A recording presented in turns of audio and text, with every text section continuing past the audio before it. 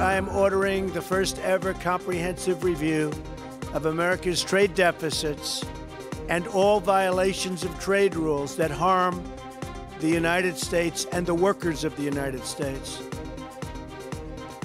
Well, we've heard that from Donald Trump before. America first from now on, especially when it comes to trade. The idea here is he wants to stop everybody who has a surplus with the U.S. from stealing America's prosperity. But if Canada thought it might get a sweetheart deal from our closest trading partner, this week was a wake-up call. The U.S. administration is reviewing its global trade deficits with a number of countries, including Canada. We currently have a surplus in trade with the U.S. worth $11 billion, and to address that, changes to NAFTA are on the agenda. And by the sounds of things, it'll be more than just a little tweaking. Let's bring in our Sunday Scrum panelists. John, Susan, and Denise are all in Ottawa. Susan, what do you think? Are we in for a rougher ride from the U.S. than we thought? It depends on which day you're talking about and which Donald Trump pronouncement. I tend to be a bit sanguine about all this.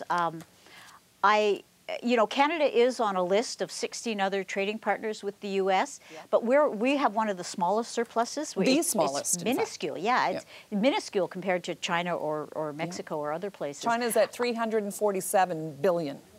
Yeah. Yes, exactly. So I'm not sure that that's going to excite a lot of interest. What I've seen from the background papers that have been leaked expressing what the American concerns are basically the same old story that we've been hearing for 30 years plus. Obviously softwood lumber, dairy subsidies, and certain other agricultural product subsidies that irritate specific well-connected lobbies in the States. I really haven't seen anything new. Within the States itself, as we know, there's a big conflict within conservative circles over border taxes. That may never come to pass. So I basically say, let's jump off that bridge when we get to it. All right. Let's take a listen before I go to you, John, and Denise. Let's take a listen to what Wilbur Ross, the Commerce Secretary, had to say about this. Take a listen. You have to think about it this way. We are in a trade war. We have been for decades. The only difference is that our troops are finally coming to the ramparts. We didn't end up with a trade deficit accidentally. We ended up in a trade deficit because of the way we negotiated treaties.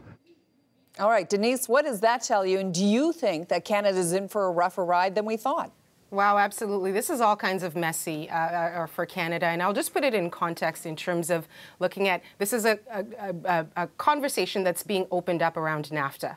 We also have conversations being opened up around our NATO commitments. We also have conversations being opened up around our borders and border security. So there's all of these things that are happening. And yet the cues from the Trump administration have been very, very mixed signals. So one moment it's, oh, no, Canada, you don't have to worry about this. And then this memo comes out, and we're on this list of 16 countries. So I suspect that a combination of our ambassador to the U.S. is pounding doors in Capitol Hill, trying to figure out exactly what is going on. Is Canada a target? And also for us within the context, and we talk about, it's $12 billion, but in the context of the tens of billions of dollars of trade that goes back and forth between Canada and the U.S., I would say there is cause for concern to be worried here from the perspective of Canadian lawmakers. Do you agree, John?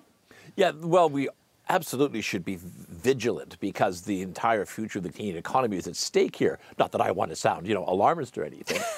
But look, you have a couple of things going on. First is there's the reality. If a country is posting very large trade deficits with another country year after year after year, then you might want to look at the relationship. Is the other country manipulating its currency or subsidizing its exports so as to unfairly put them at an advantage? Or are you just inefficient? You can't make anything that other people want to buy outside your own borders. The United States is, in fact, a dynamic, prosperous economy, still the largest in the world. It has very low unemployment. There are problems in parts of the manufacturing sector, but there's also great growth and strength in other parts of the manufacturing sector. The iPhone is coming out this fall. Samsung just came out this week. So there's all that stuff going on. But you have a potentially irrational approach to trade by the Trump administration. One that is destructive, one that is mercantilist, one that harkens back to the 1930s.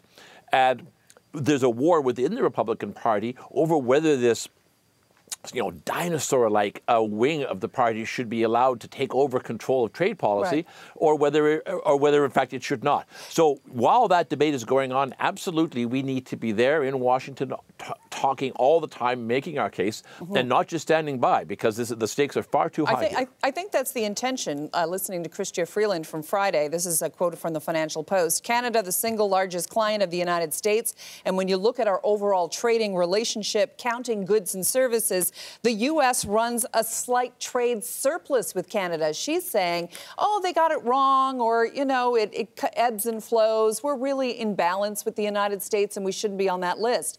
Compare that to former trade negotiator for the Clinton administration, Mickey Cantor. He is quoted in the Toronto Star this weekend as saying he didn't understand why the U.S. was now treating Canada with such suspicion, saying, I don't understand why we, meaning the United States, are criticizing countries and markets that are so vital to us. Denise, your thoughts on that?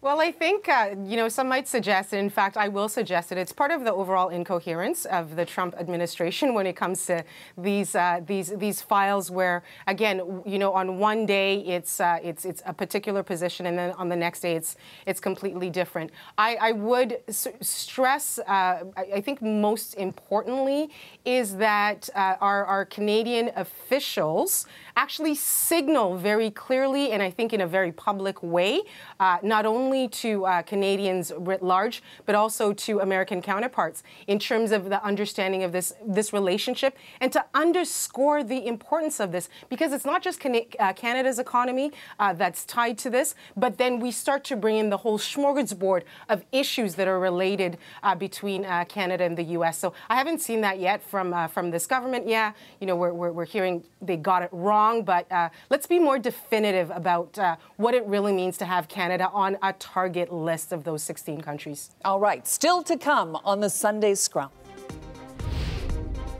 Pulling our weight as a member of NATO, the U.S. says we should essentially double our military spending to meet our obligations as a member state. Trudeau seemed to say this week that we already do enough. Thank you very much. We'll put that to our Sunday Scrum panelists next. You're watching CBC News Network.